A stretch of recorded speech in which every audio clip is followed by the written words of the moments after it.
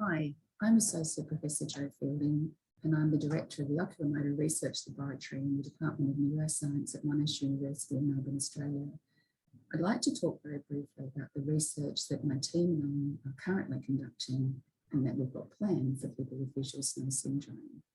I think by now we're all very well aware that the really big issue for those who suffer from the disorder, aside from the disabling impact of many of its symptoms, is there aren't at the moment any universally effective treatments.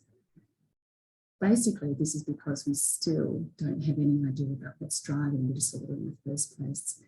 Certainly can't cure what we don't understand. And this certainly hasn't been helped by the fact that until recently we haven't had any means of being able to measure it. Seeing snow or seeing floaters or trailing after images is a completely subjective experience. So what my team has focused on over the past couple of years is identifying objective, measurable differences in people with visual snow syndrome using a series of eye movement tasks. So specifically looking at the way people with visual snow syndrome process visual information. And this is the work that's been kickstarted by a donation from the Visual Snow Initiative.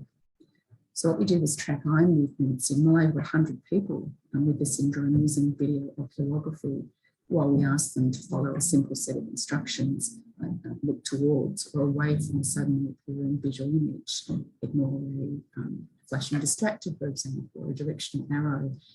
And we varied the complexity of some of these tasks by, interleaving different task domains, tapping into higher order or decision-making processes.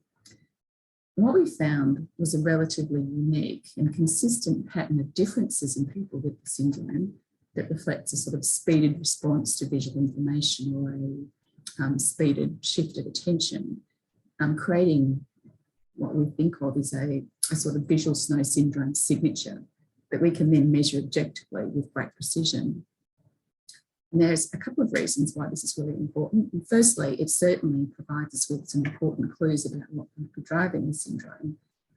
But probably what's most important at this stage is that it gives us a way to directly measure brain function that isn't dependent on, I guess, the subjective reports of someone who actually has the disorder, which can't be measured. And we'll be using this eye movement signature to really focus or drive our research moving forward. So in terms of what we've got planned for the future, well, it's essentially, I guess, a coordinated program of interrelated studies using techniques like functional imaging and EEG that let us look directly at brain activity when somebody with visual snow syndrome is actually generating these odd or different eye movement patterns that we've investigated, that we've identified rather.